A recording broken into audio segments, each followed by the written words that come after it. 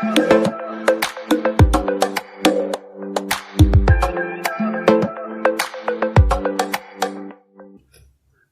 10th की exercise 3.2 का question number 2 है हमारे सामने, जिसमें हमें दिया है on comparing the ratios a1 by a2, b1 by b2 and c1 by c2 find out whether the lines representing the following pair of linear equations intersect at A point parallel और coincident.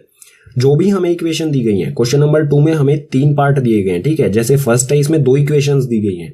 सो दोनों equations के हमें a1 by a2, b1 by b2 और c1 by c2 इनकी ratios जो हैं, यानी कि xy और मल्टीपल xy के मल्टीपल और कांस्टेंट टर्म, इन सभी को कंपेयर करके, इनके रेशियोज को कंपेयर करके हमें बताना है कि जो ये लाइंस बनेंगी, अगर हम इनको ग्राफ पे ड्रॉ करें तो वो लाइंस जो बनेंगी वो एक दूसरे को इंटरसेक्ट करेंगी किसी पॉइंट पर, या फिर पैरेलल होंगी या फिर कोइंसिडेंट।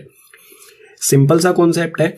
जो हमारा a1, b1 और c1 जो है, ये है हमारी फर्स्ट इक्वेशन के मल्टीपल्स, यानी कि a1 x का मल्टीपल, b1 y का मल्टीपल और c1 constant term first equation के लिए।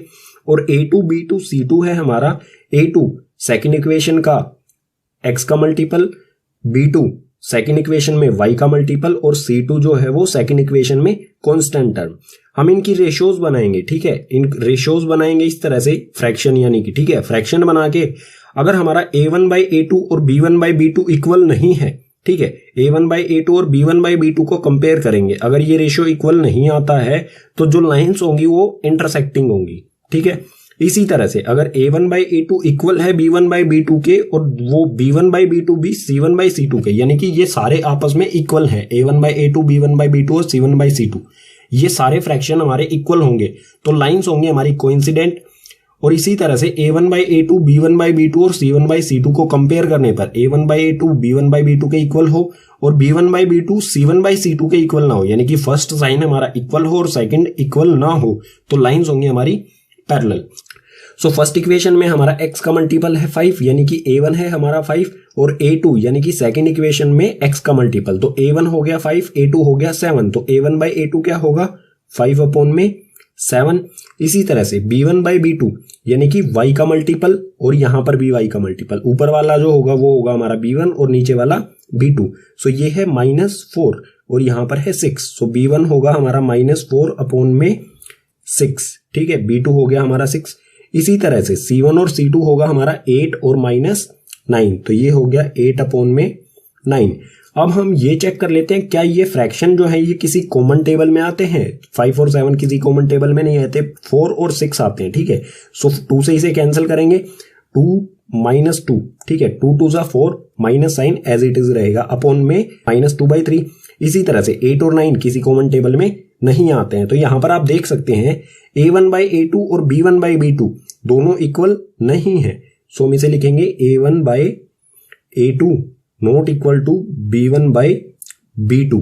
अगर ये इक्वल नहीं है तो कौन सी लाइन होंगी, इंटरसेक्टिंग, ठीक है। तो हम लिख सकते हैं lines of these equations are intersecting, ठीक है। जो भी लाइंस आएंगी हमारी इन इक्वेशंस की, फर्स्ट की दोनों इक्वेशंस की, अगर हम इन्हें ग्राफ पर ड्रॉ करेंगे तो वो लाइंस जो होंगी वो होंगी इंटरसेक्टिंग, यानी कि किसी एक पॉइंट पर वो एक दूसरे से मीट करेंगी, ठीक है। अब है सेकंड, जिसमें हमें फर्स्ट इक्वेशन दी है 9x + 3y + 12 = 0 और सेकंड इक्वेशन है 18x + 6y + 24 = 0। इसके लिए भी हम a1, a2, b1 by b2 और c1 by c2 की रेशियोज जो फ्रैक्शन है वो बनाएंगे और उन्हें कंपेयर करेंगे और जो भी हमारा रिजल्ट है वो निकालेंगे, ठीक है। सो यहां पर x का मल्टीपल है 9 और नीचे x का मल्टीपल है 18, यानी कि a1 होगा हमारा 9, a2 होगा 18, तो ये हो जाएगा a1 by a2 है, यानी कि 9 अपॉन में 18। इसी तरह से b1 by b2 क्या होगा हमारा 3 अपॉन में 6, b1 ये और b2 6, सो ये हो गया 3 अपॉन में 6। इसी तरह से c1 और c2 यानी कि कांस्टेंट टर्म 12 और अपॉन में 24, सो ये हो जाएगा हमारा 12 अपॉन में 24। चेक कर लेते हैं किसी कॉमन टेबल में आ रहे हैं तो इन्हें काट देते हैं। सो ये 9 के टेबल में आते हैं दोनों, तो 9 1 जा 9, 9 2 जा 18, तो ये आ गया 1/2। इसी तरह से नेक्स्ट को भी चेक करते हैं, ये 3 1 जा 3, 3 2 जा 6, ये भी 1/2। इसी तरह से 12 1 जा 12, 12 2 जा 24, सो ये तीनों ही 1/2, 1/2 और 1/2 आ रहे हैं कैंसल आउट करने पर, ठीक है। सो जो भी है हमारे रिजल्ट क्या आया हमारा, a1/a2 equals to b1/b2 equals to c1/c2। तीनों ही हमारे जो फ्रैक्शंस हैं a1/a2 भी 1/2 है और b1/b2 भी 1/2 है और c1/c2 भी 1/2 है, तीनों इक्वल हैं।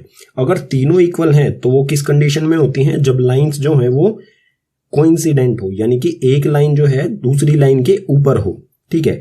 सो फाइनल आंसर हम क्या कह सकते हैं, लाइंस ऑफ दीज इक्वेशन, जो भी ये इक्वेशंस हैं इनकी लाइंस क्या होंगी, आर कोइंसिडेंट।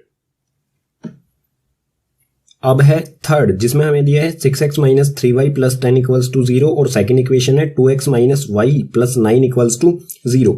इनके लिए भी हम a1 a2 b1 b2 और c1 c2 निकालेंगे रेशो और उनको कंपेयर करेंगे। सो यहाँ पर x का मल्टीपल 6 यानी कि a1 होगा और यहाँ पर x का मल्टीपल 2 यानी कि a2। a1 है हमारा 6, a2 है 2, तो ये हो गया 6/2। इसी तरह से b1 और b2 क्या होगा हमारा, b1 होगा हमारा -3 और b2 होगा -1। यहाँ पर y का मल्टीपल क्या है, 1, ठीक है। तो -3 अपॉन में -1, तो ये -3 अपॉन में -1। इसी तरह से c1 और c2 क्या होगा, कांस्टेंट टर्म, हमारी कांस्टेंट टर्म यहाँ पर 10 और यहाँ पर 9, तो ये c1 और ये c2, सो ये हो जाएगा 10 अपॉन में 9। देख लेते हैं क्या ये किसी कॉमन टेबल में आता है, कोई भी रेशो जो हमारी आई है फ्रैक्शन। सो ये आ जाएगा 2 1 2, 2 3 6, ठीक है। तो ये आ गया हमारा 3 अपॉन में 1 और यहाँ पर भी माइनस से माइनस साइन कैंसिल हो जाएगा। यहाँ पर भी आ गया हमारा 3 अपॉन में 1, यहाँ पर भी 3 अपॉन में 1, यहाँ पर भी 3 अपॉन में 1। क्या ये किसी कॉमन टेबल में आता है, तो बिल्कुल नहीं आता। सो यहाँ पर हम देख सकते हैं a1/a2 b1/b2 दोनों क्या हैं, इक्वल हैं, ठीक है। सो और c1/c2 इनके इक्वल नहीं है, तो हमारा रिजल्ट क्या आएगा, a1/a2 equals to b1/b2 and not equal to c1/c2। a1 और a1/a2 b1/b2 के इक्वल तो है, लेकिन c1/c2 के इक्वल नहीं है। तो जो हमारी लाइंस होती हैं जिसमें हमारा पहला साइन इक्वल हो और दूसरा अनइक्वल हो, इक्वल ना हो, तो वो लाइंस होती हैं हमारी पैरेलल लाइन। तो हम कह सकते हैं इन इक्वेशंस के लिए lines of these equations are parallel होगा, ठीक है, एक दूसरे के पैरेलल होंगी। जो भी लाइंस बनेगी इनकी ग्राफ पर वो एक दूसरे के पैरेलल होंगी, ठीक है।